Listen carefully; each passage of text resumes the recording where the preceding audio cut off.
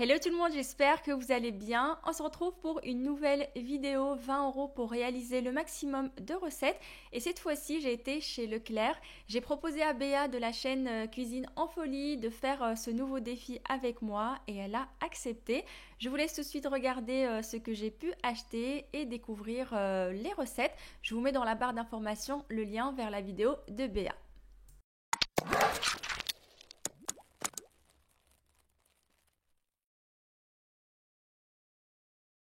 D'habitude, je vous filme les ingrédients en détail, mais là j'ai oublié, donc vous avez le droit à cette petite photo. Et sur la photo, il me manque un ingrédient, ce sont les pois chiches. Donc je les ai achetés à part parce que même en faisant une liste, j'arrive à oublier des choses. Écoutez, c'est comme ça, c'est la vie. Donc là, je vous montre le ticket de caisse. En tout, j'en ai eu pour 19,13 € et après, j'ai été acheter une boîte de pois chiches en conserve qui m'ont coûté 1,08 € et en tout, je suis à 20,21 €. Je vais commencer par faire mon pain pour la semaine et c'est en ouvrant le sachet que je me suis rendu compte que j'ai pris de la farine T45. C'est une farine que j'utilise très très rarement parce qu'elle est très raffinée. En général, j'utilise la T65, T80, etc. Et j'avais déjà essayé de faire du pain comme ça avec la T45. Je n'arrive pas à le réussir. Je ne pense pas que c'est une farine qui est adaptée. En tout cas, elle était là, j'avais déjà tout prévu, donc j'ai lancé la préparation dans mon pain et puis on verra ce que ça va donner. La recette, elle est déjà disponible sur le site internet, d'ailleurs il y a plusieurs recettes, mais franchement, maintenant j'ai pris l'habitude de faire mon pain maison, c'est très très simple et plus on le fait, plus on arrive à comprendre un petit peu le mécanisme des farines, combien d'eau il faut ajouter, etc. Donc personnellement, je ne mets jamais toute la quantité d'eau qui est conseillée dans les recettes en une seule fois. J'ajoute au fur et à mesure et je laisse le robot faire son travail. Et en moyenne, je pétris 10 minutes et le but c'est d'obtenir une texture assez simple et de laisser tout simplement lever le pain avant de venir travailler le pâton et passer à la cuisson.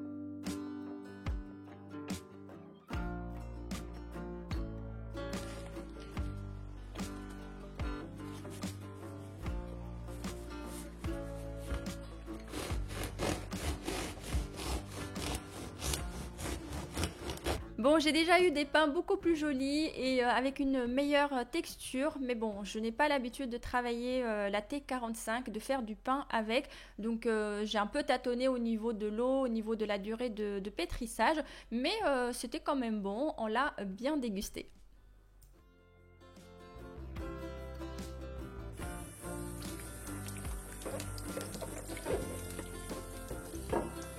Pour cette recette, je vais mettre les aubergines dans un plat qui va au four. Je les préchauffe à 180 degrés et je vais les cuire à peu près 20 à 25 minutes. Ça va dépendre de la grosseur de vos aubergines, mais le but c'est que quand vous mettez la lame du couteau, il faut qu'elle rentre facilement.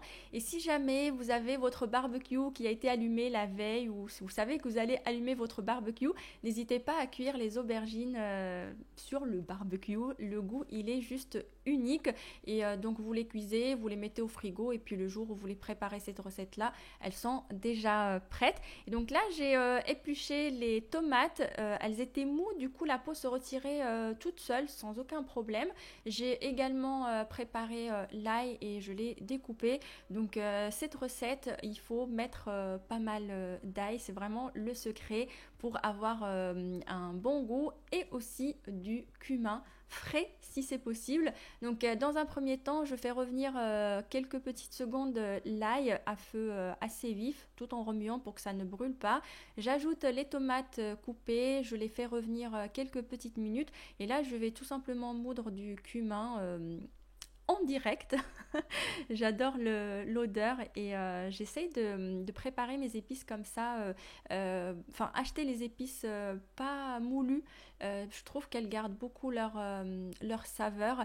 Et là, les épices que j'utilise, ce sont des épices pareilles qui ont été moulues devant moi, entre guillemets. Je les ai achetées au Maroc. En fait, on achète les épices entières et la personne, enfin le monsieur, les moud devant toi. Donc, tu es sûr d'avoir des épices pures et toutes fraîches. Alors, pour les aubergines, une fois qu'elles sont cuites, normalement, on devrait réussir à retirer la peau assez facilement. Et donc, ensuite, il suffit juste de les écraser assez grossièrement et les ajouter avec le restant des ingrédients. Et on fait revenir le tout à feu moyen à peu près 10 minutes.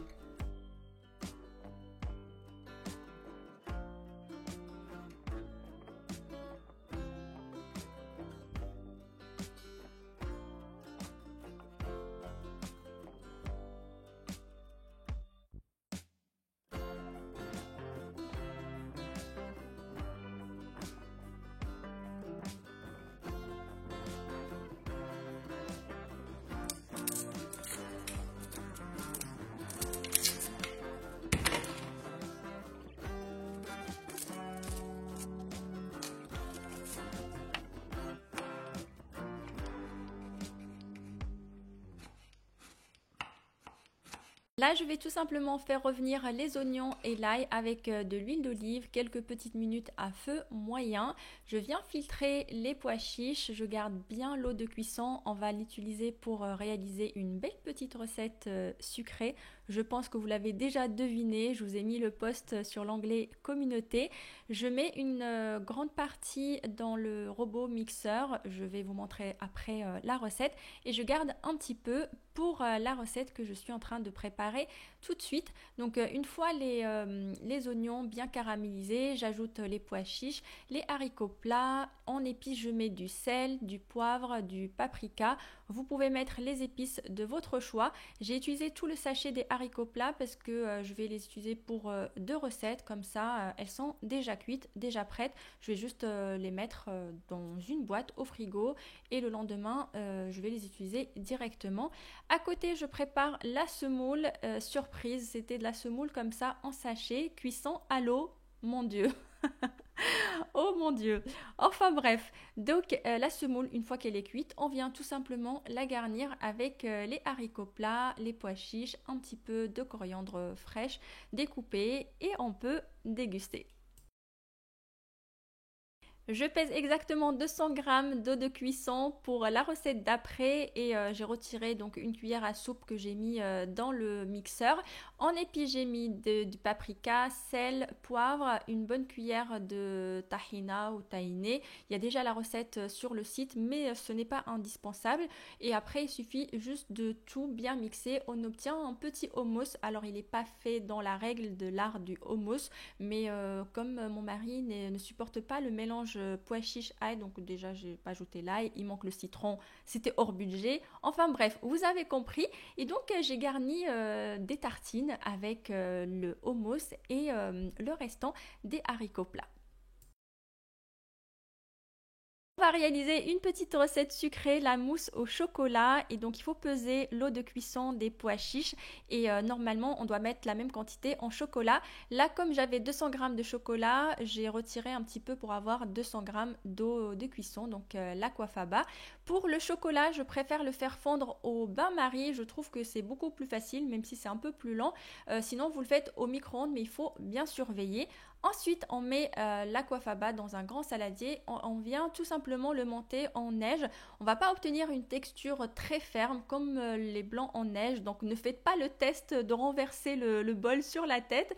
Mais on a quand même une très très belle texture. Il y en a qui ajoutent du sucre pour que la texture soit encore plus ferme. Mais personnellement, je trouve que le chocolat dessert, il est déjà très sucré pour moi. Donc, je n'ajoute pas de sucre. Et la texture fonctionne très très bien. Alors, le chocolat, une fois qu'il est fondu, il faut le faire refroidir. Donc moi je le mets dans un saladier. Donc on le fait refroidir mais il ne faut pas que ça durcisse. En arôme, j'aime ajouter un petit peu de cannelle. Vous pouvez mettre de la vanille, enfin l'arôme de votre choix. Et après on vient tout simplement ajouter l'aquafaba monté en neige petit à petit en mélangeant entre chaque ajout.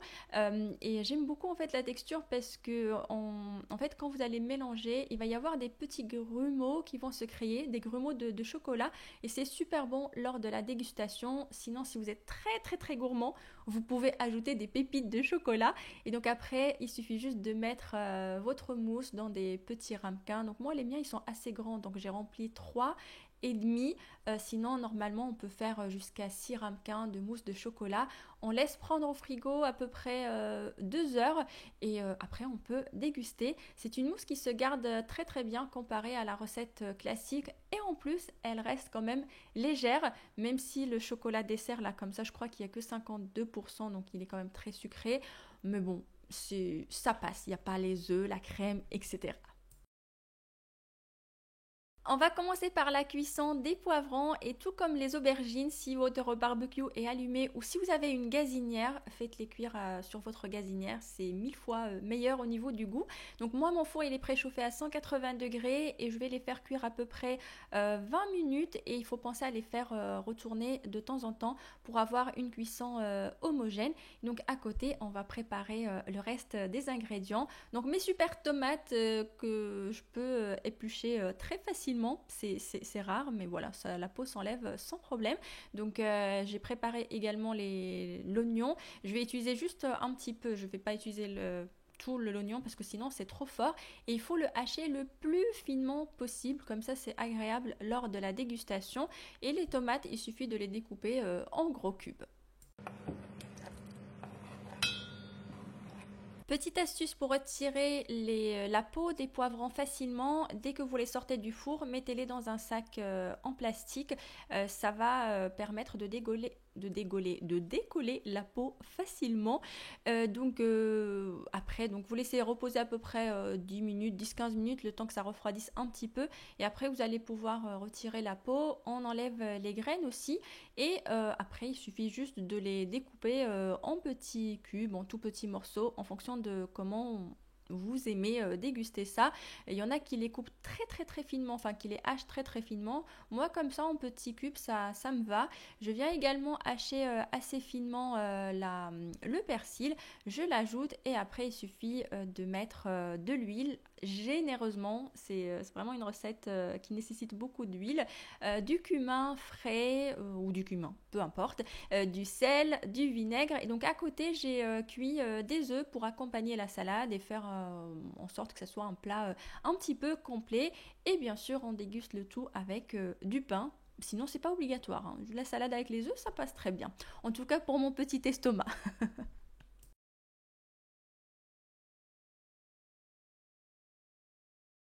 Cette recette est très simple à faire, on peut la réaliser avec différents légumes et aussi la personnaliser avec différents ingrédients.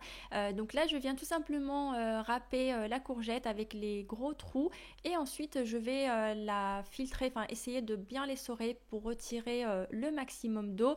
Sinon vous pouvez la mettre dans un linge propre, c'est plus facile pour retirer le maximum d'eau. À côté je viens hacher le persil et dans un saladier je vais mettre les œufs. J'ajoute le persil, un petit peu de sel et comme épices, je mets le mélange d'épices tandoori. Vous pouvez mettre les épices de votre choix, bien sûr. Au curry, ça fonctionne aussi super bien. Et donc pour la farine, une bonne cuillère à soupe, donc assez bombée de notre fameuse farine T45. J'ajoute aussi de l'emmental râpé. Je mélange bien. J'ajoute les courgettes râpées. Je mélange bien et la pâte est prête, on va pouvoir passer à la cuisson. Alors, pour la cuisson, vous pouvez utiliser une poêle anti-adhésive avec juste un tout petit peu d'huile ou même pas d'huile parce que ce n'est pas censé coller. Mais personnellement, j'aime mettre une bonne quantité d'huile. Je ne trouvais pas mes mots pour expliquer parce que j'aime avoir ce côté un peu frit ou croustillant. Donc vous faites comme vous le sentez. Le but c'est de cuire à peu près 1 minute de chaque côté à feu moyen vos galettes ou vos pancakes et ensuite il suffit juste de les déguster. Si vous avez un petit peu de salade qui traîne dans le frigo, c'est toujours mieux. Et vous voyez la texture elle est extra, surtout avec le fromage qui est mou, pas mou, qui est quoi il est comment le fromage? fondu, voilà, oh mon Dieu. Et voilà, on arrive à la fin de cette vidéo. J'espère qu'elle va vous donner de l'inspiration, des idées de recettes. Dites-moi ce que vous aurez pu faire avec ces mêmes ingrédients. Personnellement, je pense que j'aurais pu optimiser un petit peu plus mes recettes, sachant qu'il me restait encore de la semoule, des courgettes, de la farine et du fromage. Je pense qu'il y avait moyen de faire encore deux petites recettes, mais je me suis dit déjà la 5 recettes, on va dire salées et une recette sucrée, c'était plutôt pas mal. Je vous attends dans les commentaires et je vous dis à très vite pour une prochaine vidéo.